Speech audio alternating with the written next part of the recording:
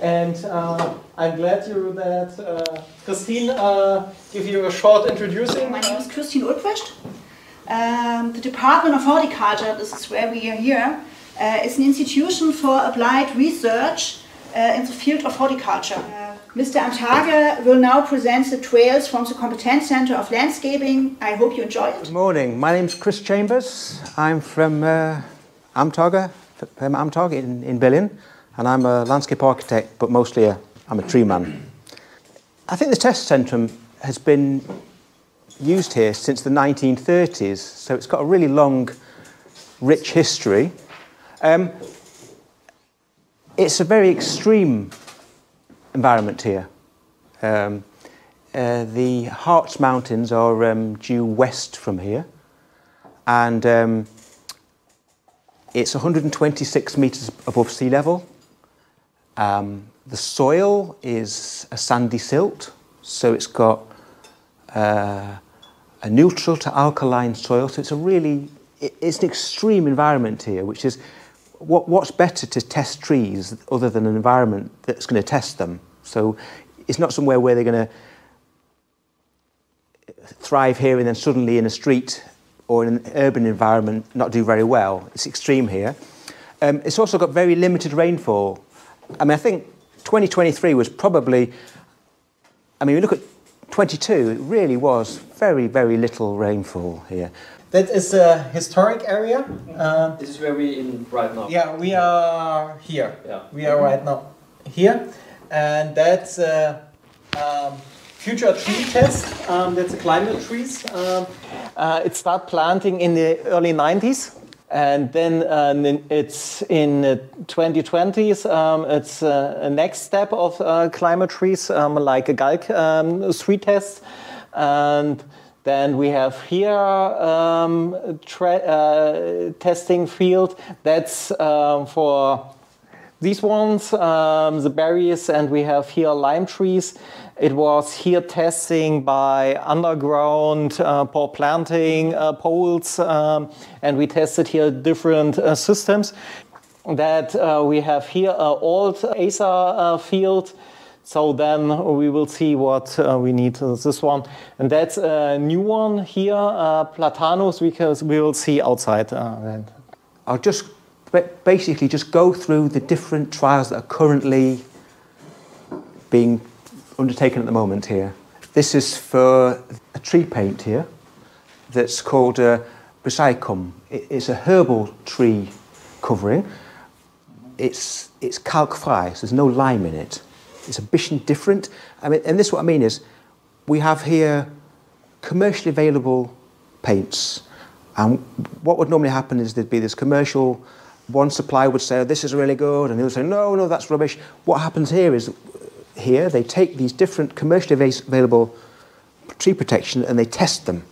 So in other words, when people come to specify it, they can look at empirical information about how it's to be done. I think you can see here, they have very, very fine testing equipment, and you can see this little tiny wire here is measuring the bark temperature underneath the paint.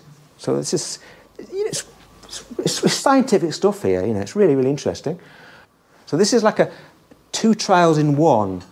On one side it's doing the tree paint, on the other side it's doing the roots. So what happens here is, as you know, we normally, as landscape architects or as arborists, we specify trees, and you get a tree in a root ball, and you think it's fine, stick it in the ground. What they do here is take this and wash away all the soil, which is what's happening here, you see, to have a look at what's actually going on, you know. And this is testing here by having a look at the different soil. I mean, you can see from this here, I mean, this has clearly been quite well cut back, but you've got this formation of these secondary roots here, whereas this here, you can see that how large these roots are. You might think that this might have a little less chance to survive than this. Like we were saying, the history of this place has been a test centre since the 1930s, and this would have been part of the original infrastructure. I think this was hydroponic fields, wasn't it? Exactly, but what better to test this like a street tree environment than this? Grind out a square and stick a tree in there, and then use different types of covering and compare them. I mean, the way really, when we talk about climate change, of course, in some cases we talk about great heat, and it's going to be warmer now, but I think the takeaway thing really is it's more extreme. So you'll have times when it's going to be very, very hot over a long period of time, but then you'll also have very, very sudden rain events. And if you can check how permeable these are, because now we have it, as you know, we have flood events. And when we think about like this idea of a sponge city like Schwarmstadt, looking at how permeable are these, how much water can this take in a quick amount of time? That's climate change. Pruning a tree when it's planted. You know, so you have a tree and you think, you know, I take it out of the nursery, and the poor tree loses all these roots because they're all trimmed back and it gets put in the ground. And this idea of pruning a tree at planting stage to have this balance of root shoot, and it's tested here. I mean, in the UK, for example, I've planted lots of trees. I've literally never ever done this because they say no, you shouldn't do that, and they don't put in question why they shouldn't do that. You know, because a lot of them say often if you prune at planting stage, often it sends the plant information to grow here and not down here. But I seem to think it's a balance between the two, and but it's tested here. So you've got again these three key species, and some are pruned at planting stage. I mean, obviously when you plant, if there are defective elements, you want to prune them out. If it's been damaged in transit, you want to prune them out. But I think we're looking at here is very much a reduction of, a selective reduction, let's say, of crown volume to get this balance between the two. Deep planting of young trees. Often you see this too late. These poor trees, stuffed in the ground, planted really deep.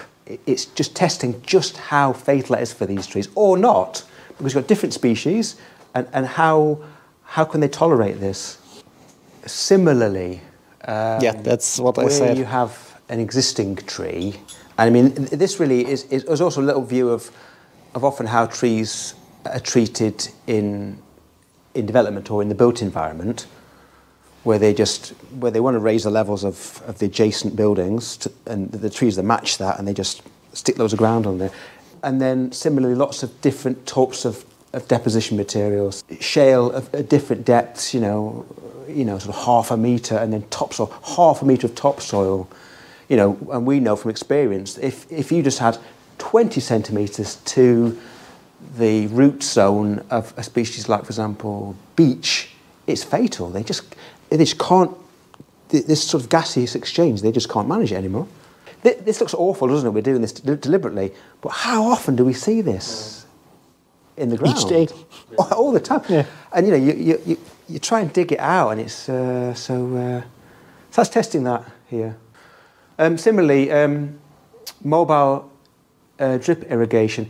Now, 15, 20 years ago, you wouldn't see these things very much, these tree gators. There's certainly a difference of opinion about them, especially when you see them in the urban realm. And similarly what I was saying before about how different commercial companies will say, oh, the water coat is great, don't buy the tree gator. You know, here we're just testing, it's an open playing field, and we're saying, how do they perform? You know, just same distance, all attached the same amount of water, and how do they compare? How do the trees thrive? I mean, this is a topic of the time, isn't it, really? Climate change. So these are trials since 2013, so we're looking at 10 years on now. 193 different species. Similarly, the type of data collection, measurement of growth and phenological data and vitality. And then different trial treatments where we used fertilizers, maintenance pruning and pruning of side branches and removal of dead wood. And then this since 1995, we've got now 529 test subjects here. And you can see, since 95, you can see. And the things with this here, I love this part of this area, and we'll see this shortly, is, when you know that these trees can survive here, they can survive this test centre, which has got this horrible, really challenging climate. You can get in there and look at them and think, wow, that Corylus corallina looks great, or that Tilia brabant looks really good. Safe in the knowledge that these trees can survive in the urban realm. So when you've got 529 test subjects, it mustn't mean that because it's more difficult for street trees that you've got less choice. Because when you look out there's some great tree species, aren't there? And you can see them side by side. And I mean, like, this is since 1995. I translated this as work in progress. And I'd love to do sort of like Sleeping Beauty, where if we all fell asleep and then suddenly woke up and it was 100 years later, and then this area, just to see how all these different species together. I mean, I like it in terms of they've all got these clear trunks, and certainly spatially, it's a really interesting effect. Well, it's probably slightly different out of leaf, but it's still impressive, isn't it, Thomas, this area here? Twice each year we have a Ditforder Straßenbaumtag. It's a seminar with trees to learn. It's a kind of theory and then practice. The best time to visit is in June or in autumn when you see the leaves. It's a really nice view. You can make a good picture, and the science station is open for all. You can visit and you can see the trees, but you need a call or invitation, so then you can go inside here. So yeah.